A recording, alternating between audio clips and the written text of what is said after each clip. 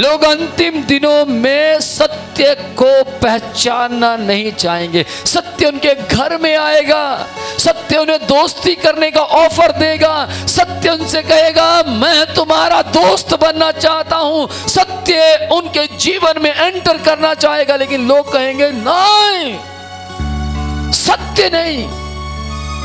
मुझे नफरत है ऐसे शब्दों से। पाप करने वाले लोग ऐसे शब्दों से सख्त नफरत करते हैं। आप किसको पाप कहते हैं? केवल लड़की छेड़ना। आप किसको पाप कहते हैं? केवल ब्लू फिल्म देखना। आप किसको पाप कहते हैं? जैसे पाप की बात आती है तुरंत लड़का और लड़की दिमाग में आ जाता है। जैसे पाप की बात आती है तुरंत गंदी बातें दिमाग में आ जाते हैं। लेकिन ध्यान से सुनिएगा, हर वो काम जो बाइबल से बाहर है वो सिन है। हर वो काम जो जिससे परमेश्वर नफरत करता है वो सिन है। यदि आप परमेश्वर को परमेश्वर कहते हैं और उसी के नाम की छतरी के नीचे गुनाह करते हैं तो इससे बड़ा अपराध कोई भी नहीं। ध्यान दीजिएगा, पाप में जीते कोई भी सत्य की तलाश या सच्चे मार्ग को खोजने की पहल नहीं करता। यहां तक कि वे खुले तौर पर परमेश्वर को नकारते हैं, कहते हैं हमें परमेश्वर नहीं चाहिए, लेकिन दूसरे तरीके से कहते प्रभु प्रभु हम आपकी महिमा करते, प्रभु की महिमा, प्रभु की महिमा। दूसरे तरीके से प्रभु की महिमा करते हैं, लेकिन कामों से नकारते हैं, कामों से उस पर विश्वास नहीं करते, कामों से उसका इनकार करते हैं।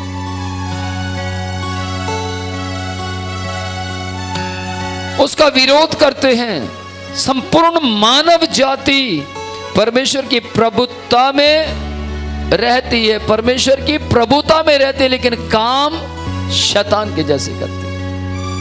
प्रभुता परमेश्वर की है, प्रभुता परमेश्वर की सामर्थ्य है, लेकिन वो प्रभुता को बदलने की कोशिश कर रहे हैं। प्रभुता को, अब आप कहेंगे वो कैसे? एक सरकारी मुलाजिम को अलाउड नहीं है कि वो अपनी तनख्वाह के अलावा कोई और बिजनेस करे, लेकिन लोग करते हैं। एंटी क्राइम के अंदर रहने वाले व्यक्ति को भ्रष्टाचार करना अलाउड नहीं है, लेकिन वो करता है। सेम वैसे ही आराधना करने वाले व्यक्ति को, बाइबल पढ़ने वाले व्यक्ति को, प्रार्थना करने वाले व्यक्ति को वचन से बाहर जाना अलाउड नहीं है, लेकिन वो जाते हैं। ऐसा होता है और परमेश्वर से ही कहते हैं प्रभु हमारी मदद कीजिए, हमारी सहायता कीजिए। मदद शैतान कर रहा होता, धन्यवाद परमेश्वर को दे रहे होते हैं। हेल्प शैतान कर रहा होता और कहते हैं प्रभु तेरा धन्यवाद, तूने मुझे बचा लिया। परमेश्वर ऐसे से गंदे कामों में सहायता नहीं करता। सहायता वो करता है जिसका वो काम है। बीड़ी जहां बनती है वहां से बीड़ी मिलेगी, दारू जहां मिलती है वहां से दारू ही मिलेगी। सट्टा जहां से शुरू हुआ, खेला जाता है, वहां सट्टा मिलता है, लेकिन परमेश्वर से कभी भी, ध्यान से सुनना, अच्छी जगह से कभी सट्टा खेलने की शिक्षा नहीं मिलेगी। अच्छी जगह से कभी आपको दारू नहीं मिलेगी। अच्छी जगह से कभी आपको बीड़ियां, सिगरेटें नहीं मिलेगी। अच्छे मुंह से कभी आपको शराब नहीं मिलेगा। अच्छे मुंह से कभी आपको गालियां नहीं मिलेंगी। सेम वैसे ही परमेश्वर से ऐसी सी मदद कैसे मिल सकती है? पाप करने की मदद कैसे मिल सकती है? चोरियां, लुटेरे बढ़ाने की मदद कैसे मिल सकती है? परमेश्वर ऐसी मदद नहीं करता। एक और ईश्वर है जो संसार का सरदार बन बैठा है नहीं, उसका नाम शैतान है। इनडायरेक्टली, बिना सोचे समझे, पता नहीं लगता, मनुष्य उसका पुत्र बन जाता और उसको पता नहीं लगता। अधर्मी सुखों की इच्छा रखते हैं, अधर्मी सुख की, केवल सुख की इच्छा रखते हैं। वाह, क्या आनंद आ रहा है, वाह, दिल करता है यहीं पड़े रहो। इंजेक्शन लगाते और खो जाते हैं। कई लोग पाप में खोए रहते हैं, उन्हें किसी से कोई मतलब नहीं है, कोई मरे गले या सड़े, लेकिन उनको तो अपनी मर्जी करनी है। घर में कई बार माँ बाप अपनी दुखड़े बता रहे होते हैं बच्चों को, और बच्चे उनकी बात काट कर कहते हैं मेरी बात सुनो, आज मैंने क्या ग्राउंड में मस्ती मारी। माँ कहती है हाँ बेटा तू ही बता, हमारी मत सुन, तू अपनी बता।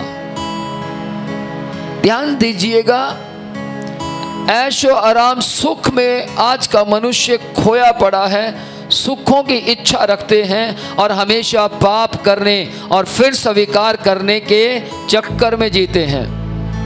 पाप करते हैं और कहते हैं हाँ मैंने पाप किया सॉरी, हाँ मैंने पाप किया सॉरी। पाप करने और स्वीकार करने में खोए रहते हैं। हालांकि वे प्रभु की शिक्षाओं को अच्छी तरह जानते हैं, लेकिन उन्हें व्यवहार में नहीं लाते। हालांकि वे जानते हैं परमेश्वर क्या कहता है, हालांकि वो जानते हैं परमेश्वर की सामर्थ क्या कहती है, हालांकि वो जानते हैं परमेश्वर का वचन क्या कहता है, लेकिन अपने कार्य में नहीं लाते, कार्यों से बहुत दूर रहते हैं। ऐसे कल्प मदद नहीं कर सकते, ऐसे जो लोग हैं किसी की हेल्प नहीं कर सकते, ऐसे जो लोग हैं वो दूसरों के लिए मदद का कारण नहीं बन सकते, बस उन्हें तो अपने हित की चिंता है।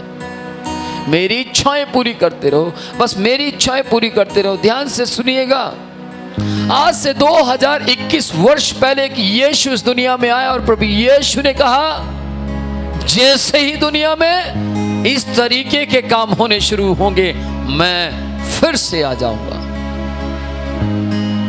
जहां जहां पाप हुआ वहां वहां परमेश्वर फिर से आया और उसने धर्मियों को बचाया। सदोम और अमोरा में हुआ, परमेश्वर वहां गया, अपनी सामर्थ के जरिए गया। निनवे में हुआ, परमेश्वर वहां गया, अपनी सामर्थ के जरिए गया। कनान देश में हुआ, वहां परमेश्वर गया, अपनी सामर्थ के जरिए गया। मूसा जी के समय में हुआ, वहां परमेश्वर गया और अपनी सामर्थ के जरिए गया। नूह के वक्त में हुआ, वहां भी परमेश्वर गया, अपने सामर्थ के जरिए गया। यूसुफ जी के समय में भी हुआ, अकाल पड़ा, लेकिन वहां भी परमेश्वर गया, अपनी सामर्थ के जरिए गया। आज भी परमेश्वर आ रहा है, अपनी सामर्थ के जरिए आ रहा है। मनुष्य के पुत्र के प्रकट होने के दिन भी ऐसा ही होगा। जिस दिन परमेश्वर का पुत्र प्रकट होगा, पुत्र परमेश्वर प्रकट होगा, पिता परमेश्वर की योजना प्रकट होगी, पिता परमेश्वर की इच्छा पूरी होगी, तब भी ऐसा ही देश में हो रहा होगा, तब भी संसार में ऐसा ही हो रहा होगा जो पहले बताया गया। डकैतियां, लड़ाइयां, झगड़े, मार काट। इजराइल की एक वीडियो मेरे पास पहुंची, 3 वीडियो हैं, 3 क्लिप हैं। आप देखेंगे तो मैं कहता हूं मूड खराब हो जाएगा, आप देखेंगे तो देखने का दिल नहीं करेगा। लेकिन मैं आपको बताना चाहता हूं, यदि ये दिन कल हमारे साथ हो, वो दिन आने से पहले अपने यीशु को सिजदा कीजिए। वो दिन आने से पहले, नहीं ऐसा नहीं होने वाला, आप गलतफहमी में, ऐसा ही होगा।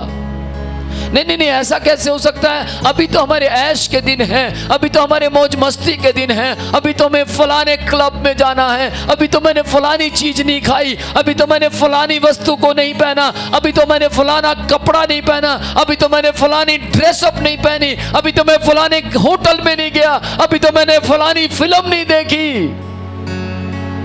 शौक में खोते जा रहे हैं, मस्ती में दिन व्यतीत कर रहे हैं। उन्हें लगता है यही स्वर्ग है। लेकिन जिस वक्त मार काट शुरू होगी, अटक जाएंगे और कहेंगे प्रभु कुछ नहीं करेगा। प्रभु आराम से खड़ा रहेगा। प्रभु कहेगा मैंने तुझे मौका दिया था, मैंने तुझे अवसर दिया था, पर तू तो डिस्को करता रहा, डिस्को करता रहा।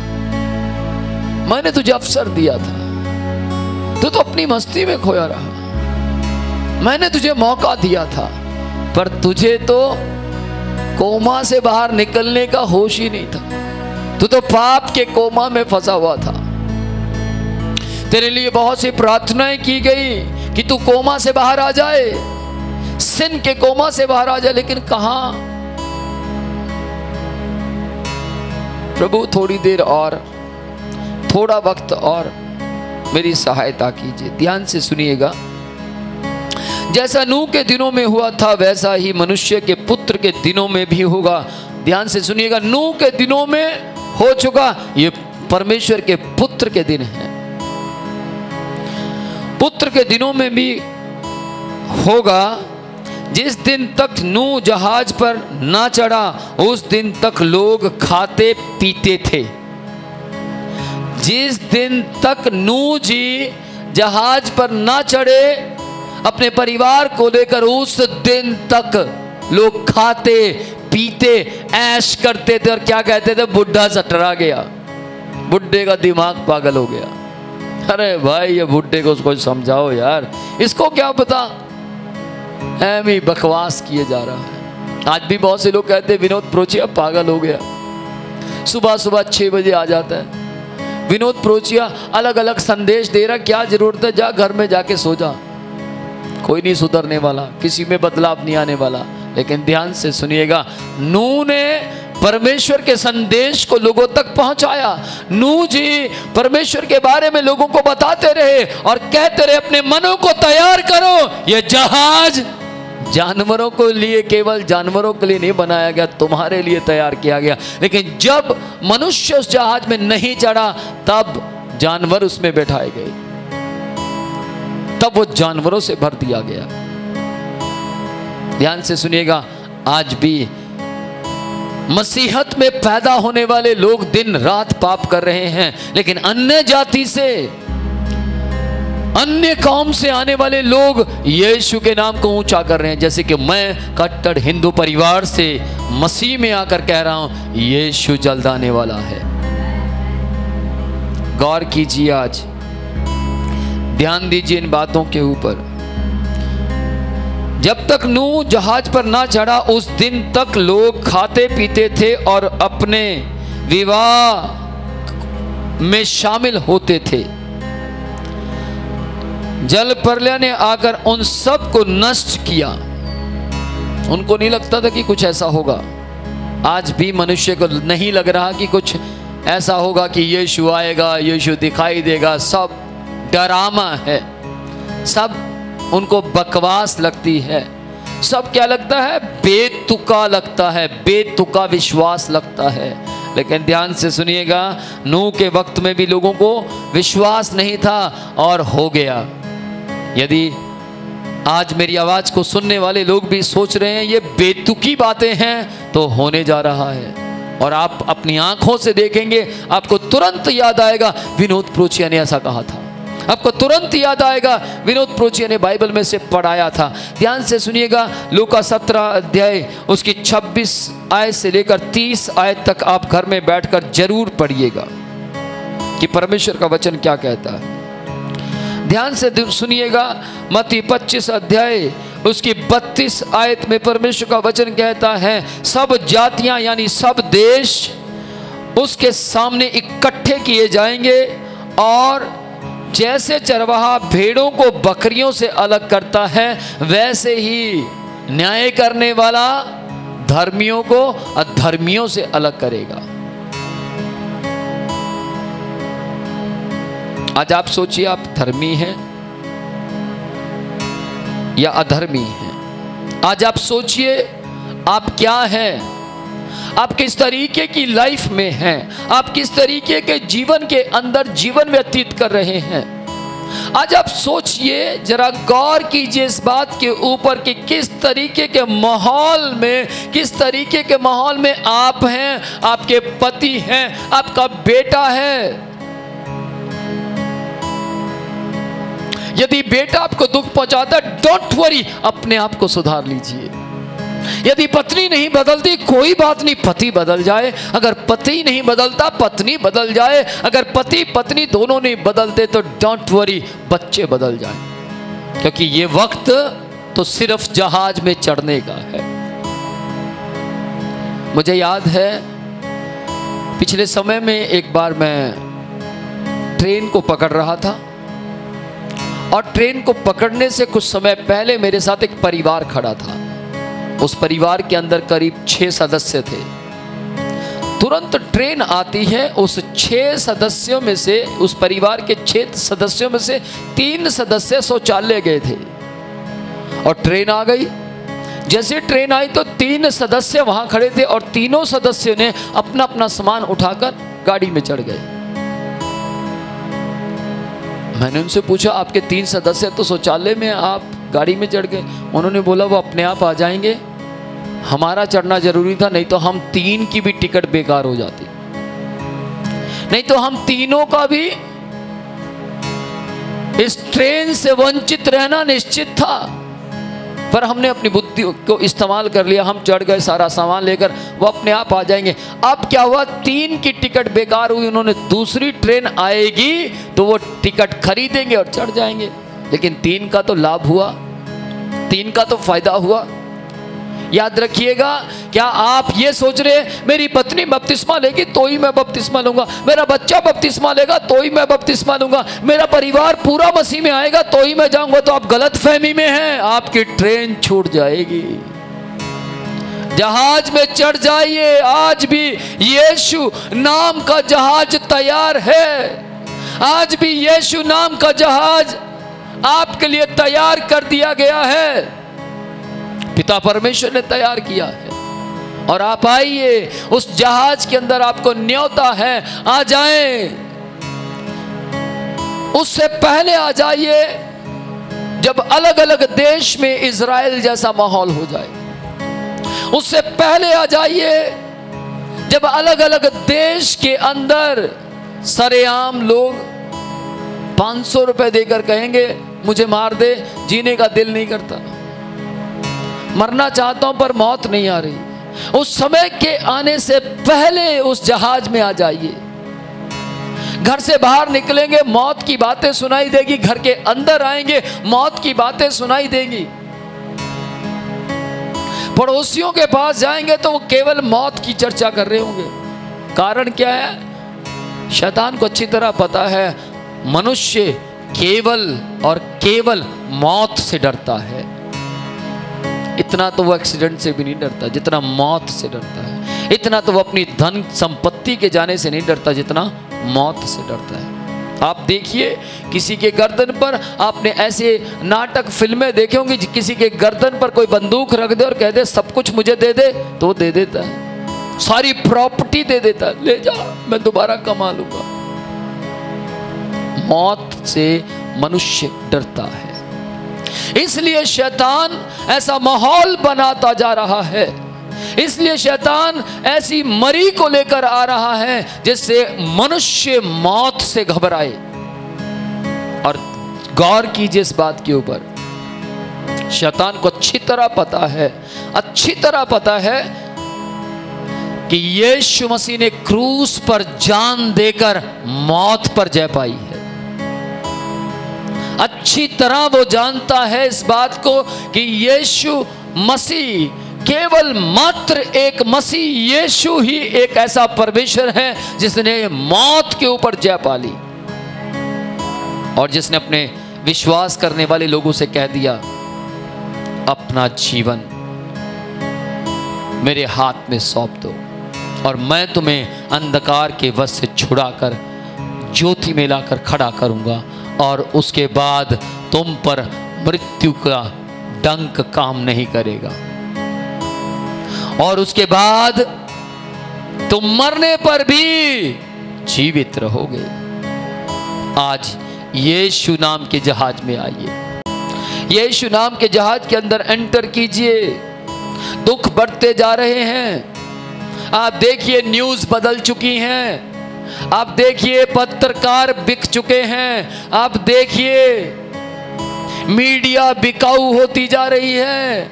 आप जरा गौर तो कीजिए, अपना अपना नहीं रहा। आप जरा गौर तो कीजिए, हालात बदलते जा रहे हैं। आप जरा ध्यान तो दीजिए। इस वक्त में मौसम में गर्मी बहुत ज़्यादा हुआ करती थी। पहले बहुत ज़्यादा ठंड हुआ करती थी, आजकल बहुत, उसके बाद बहुत गर्मी बढ़ गई, और उसके बाद अभी तक गर्मी उस तरीके से नहीं आई जैसी आनी चाहिए, क्योंकि बाइबल कहती है मौसम बदल जाएंगे। समय क्या चल रहा होगा, लोग कंफ्यूज होंगे। लोग कहेंगे बसंत का समय, पर बसंत हो क्यों नहीं? पतझड़ का समय है, पतझड़ दिखाई तो दे नहीं रही। ऐसा वक्त आने पर है, ऐसा वक्त आने पर है। मैंने आपसे कहा था कि पिछले समय में मरी पर मरी इस दुनिया में आएगी, क्योंकि यीशु आने वाला है। और प्रभु यीशु ने कहा था कि प्रार्थना करने वाले भी प्रार्थना करके ऐसी मरी को रोक नहीं पाएंगे, लेकिन प्रार्थना करते रहिए, क्योंकि बाइबल कहती है धर्मी जन की प्रार्थना के प्रभाव से बहुत कुछ हो सकता है। इस मरी को रोकना या नहीं रोकना वो परमेश्वर के हाथ में, लेकिन परमेश्वर अपने लोगों के लिए कंफर्ट लेकर आ सकता है। प्रार्थना करने वाले लोगों के लिए बचाव लेकर आ सकता है। प्रार्थना करने वाले लोगों के लिए जहाज का दरवाजा खोला जा सकता है। प्रार्थना करने वाले लोगों के लिए जहाज के अंदर आरामदायक सुख, चैन, आनंद, जय और मृत्यु का डंक जहाज के अंदर ना दिखाई देगा। प्रार्थना करने वाले लोगों का जीवन ऐसा होना चाहिए। मैं विश्वास करता हूं कि आप आज के संदेश को समझ पा रहे हैं। मैं विश्वास करता हूं कि आज का संदेश आपको आशीषित कर रहा है। वापस आइए, बस कीजिए, बस कीजिए। जो हुआ सो हुआ, मन फिराए। सिर्फ भजन मत गाते रहिए, आ बेटे घर लौट आइए। सिर्फ दूसरों को मत कहिए लौट आओ, खुद भी लौटिए, खुद भी लौट आइए। सिर्फ दूसरों ही को मत बोलिए ये गलत है, देखो ये गलत किया है। अपना भी याद कीजिए कि आपने क्या किया है। बहुत से लोग अपनी गलती छिपाकर दूसरे को थोप देते हैं, तूने गलत किया। किसने किया ये? एक उंगली अपने ऊपर है। कोई पूछे आप किसको बता रहे हैं, मतलब आधा मैंने किया आधा इसने किया। लौट आइए। ये वक्त ऐश परस्ती का नहीं, वापस लौटने का है। प्रभु यीशु के जहाज में आए, उसमें आकर बैठे। बाइबल परमेश्वर का वचन जब यीशु मसीह इस दुनिया में नहीं आए थे, हिजकिय्याल की किताब में 34 अध्याय की 17 से लेकर 20 तक पढ़ेंगे तो वहाँ की एक आयत पढ़ना चाहूँगा। परमेश्वर यहोवा यों कहता है, मैं भेड़ के बीच और मेढ़ों और बकरों के बीच अंतर पैदा करूँगा। आप भेड़े हैं तो भेड़ें परमेश्वर के जहाज जिसका नाम यीशु है उसमें जाएंगे, पर मेढ़े और बकरे उनको बाहर कर दिया जाएगा। आप कौन सी कैटेगरी में आते हैं, आप किस तरीके की सोच रखते हैं, ये आप पर डिपेंड करता है।